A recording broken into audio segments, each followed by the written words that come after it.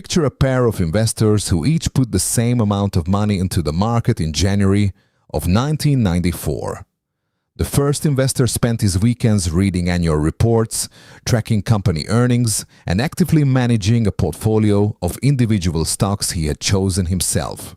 He researched every position, followed financial news closely, and believed that his analysis gave him a meaningful advantage over anyone who simply held the market. The second investor opened a single broad index fund account and never touched it again for the next 30 years. By January of 2024, their portfolios were not even close. One investor had built more than double the wealth of the other. The gap was not from a lucky year or a catastrophic decision. It was the compounded result of a structural difference that grew silently across 3 full decades of real market history. The belief that a skilled investor can consistently pick stocks that outperform the broader market is among the most persistent ideas in personal finance. It drives billions of dollars in trading activity every year and supports an entire industry of analysts, newsletters, financial media platforms, and actively managed funds. Most people who manage their own portfolios believe at some level that they can identify investments that will beat the index. Surveys consistently show this belief is widespread, cutting across income levels, education levels, and years of investing experience. The same research consistently shows that most investors who hold this belief are wrong about their own performance, often by a significant margin. This is not a new finding. The data on this question has been published consistently for many years, and it points overwhelmingly in a single direction. The longer the measurement window, the clearer the picture becomes. A report called the S&P Indices vs. Active Scorecard is published twice per year by a major index provider. It compares the performance of actively managed funds against their benchmark indices across every major asset class. The study uses data going back decades and covers tens of thousands of individual fund years. The most recent 15-year data shows a striking result. Roughly 88% of actively managed large-cap funds underperformed the broad index over that period.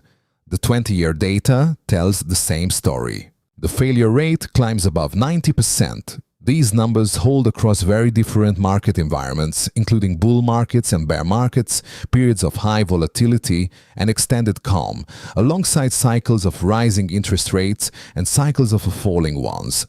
The pattern has appeared consistently across every major market cycle captured in the data, which makes it very difficult to attribute to any single unusual period.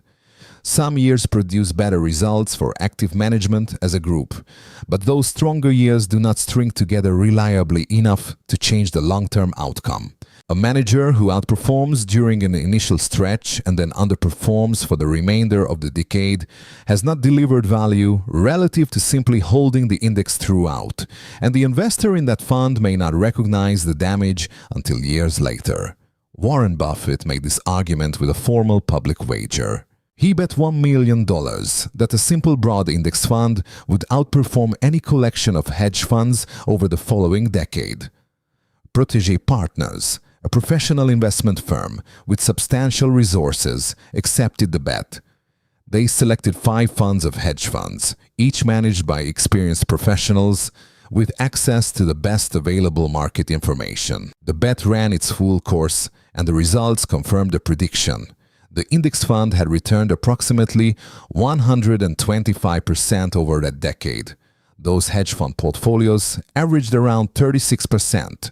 The gap between those results approached 90 percentage points. Buffett donated his winnings to charity, and the lesson that emerged from that comparison went far beyond hedge funds specifically. It demonstrated the structural difficulty of beating an efficient market consistently over time, even with professional resources or motivated competition. Why is consistent outperformance so difficult to achieve? 3 structural reasons appear most consistently in the academic literature. The first structural headwind is fees. A typical actively managed fund charges around 1% per year in expenses. A broad index fund often charges a fraction of that, typically below 0.1%. Consider a 30-year investment horizon. At that time scale, a 1% annual cost disadvantage has a dramatic cumulative effect. It removes roughly 25% from the final portfolio, even if the active manager matches the index exactly before expenses are applied. After fees, the manager must outperform by at least that margin simply to break even with the index over the full period. The second reason involves what researchers call the two-decision problem. Picking stocks requires being right twice. An investor must identify which stock to buy and then identify when to sell it. Research shows that most investors fail at both decisions more often than they succeed.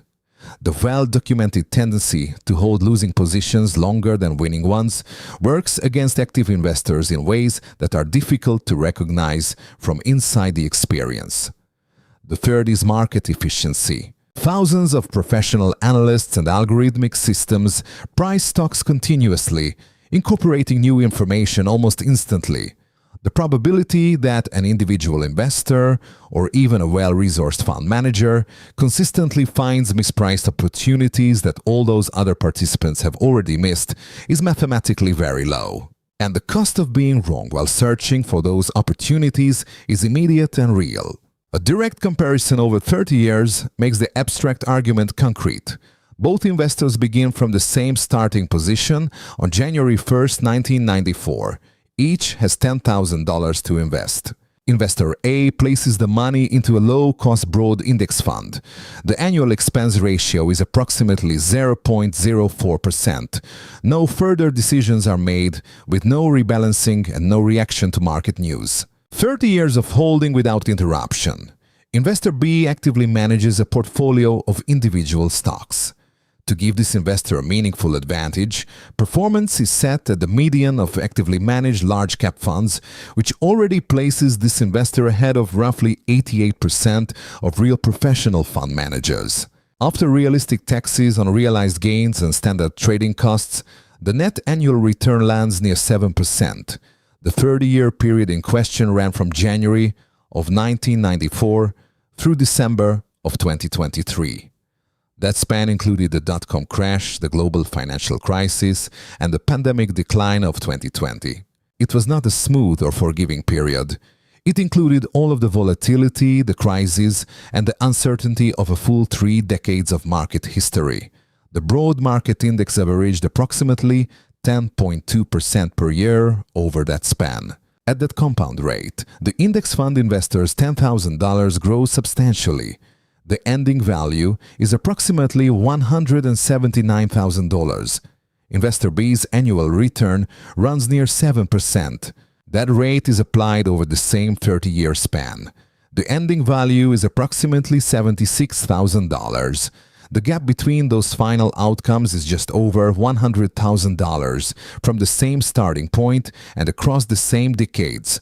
And again, the active investor in this comparison was already performing better than the vast majority of professional fund managers. Now extend the comparison to monthly contributions, which is how most people actually build wealth over time. Both investors add $500 each month. The time horizon remains 30 years. The index fund investor, accumulating at the broad market's historical pace, builds a total of just over $1 million by the end of that period, including all monthly contributions. The active investor's annual return remains near 7%. The contribution period spans 30 years for both investors. The active investor's final balance, at that lower return rate, lands close to $600,000.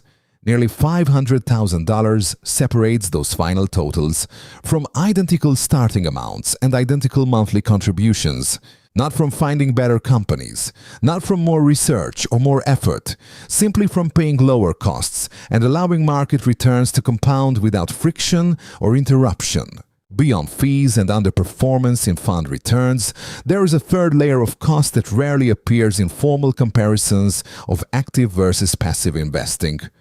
Researchers call it the behavior gap, and it shows up consistently in the long-term data on what individual investors actually earn versus what the broad market returned. Dalbar, a financial research firm, has tracked this gap for more than 3 decades. Their data consistently shows that average equity fund investors fall short of the returns their own funds produced, typically by several percentage points per year. The funds themselves performed reasonably well in most cases. The investors in those funds made poor timing decisions that quietly reduced their actual results year after year. The pattern is familiar to anyone who has watched it closely. Investors tend to buy after prices have already risen and sell after prices have already fallen. They switch strategies following periods of underperformance, which often means abandoning an approach just before it recovers. They react to financial news, to volatility, and to the investment choices they see others making around them. This behavioral drag falls much harder on active investors than on index fund investors, because active investing creates far more decision points throughout the year. Each decision becomes an opportunity for emotional reasoning to override systematic thinking. Index fund investors face a structural advantage here because the approach removes most of those decision points by design. When you hold a broad index fund, there are no individual company reports that require a response. There are no earnings announcements that suggest buying or selling. The only real question at any given moment is whether to keep contributing or to stop, and the historical record strongly favors continuing through all market conditions rather than pausing or exiting during downturns. A specific pattern in market returns illustrates the cost of getting in and out of the market at the wrong time. Missing just the 10 best trading days in a given decade reduces long-term equity returns by close to half. Active investors trade more frequently, which creates more chances to be out of the market on exactly the days that produce the most return. Index fund investors are always fully invested, including on those days. The 30-year data points consistently in a single direction. For the overwhelming majority of investors, a low-cost index fund outperforms active stock picking, not in specific market conditions, not in any particular era. Consistently, across time, across different economic cycles, and across virtually every rigorous study that has examined the question. Some investors do beat the market, and some maintain that outperformance for extended periods. However, identifying them in advance before their track record is established has proven effectively impossible for outside observers, and investors with strong long-term records tend to see their outperformance shrink over time as markets become more efficient and more competitive. What an index fund provides is not the chance to beat the market. It offers access to the full return of the market at the lowest possible cost, without the behavioral patterns that cause most active investors to underperform their own investments. Warren Buffett has spent his entire career identifying exceptional businesses at favorable prices, and few people in history have done it as successfully. Despite that expertise and that track record, his guidance for most ordinary investors has been consistent and explicit for many years. His estate instructions for his wife's inheritance direct that 90% of the assets go into a single low-cost broad index fund with no individual stocks and no active fund managers involved. The person who understands stock picking better than almost anyone alive has given his answer for what most people should actually do with their savings. 30 years of data confirm it. If this changed how you think about your portfolio, subscribe. Every video on this channel runs the actual numbers across every major topic in personal finance without the noise or the sales pitch. Sources are listed in the description below.